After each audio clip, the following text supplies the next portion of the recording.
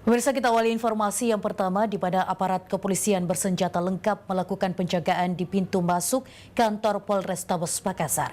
Selain itu, polisi juga melakukan pemeriksaan terhadap warga yang akan masuk ke kantor Polrestabes Makassar. Penjagaan ketat ini dilakukan pasca aksi teror bom yang terjadi di Polrestabes Medan. Aparat kepolisian bersenjata lengkap memperketat penjagaan di pintu masuk kantor Mapolrestabes Makassar dan melakukan pemeriksaan terhadap warga yang akan melakukan pengurusan. Perketatan pengamanan dilakukan jajaran Polrestabes Makassar pasca aksi teror bom yang terjadi di Polrestabes Medan hingga menyebabkan jatuhnya korban jiwa. Penjagaan ketat dilakukan petugas dengan melakukan pemeriksaan terhadap warga dan hanya membuka satu pintu akses keluar masuk dari kantor Mapolrestabes Makassar.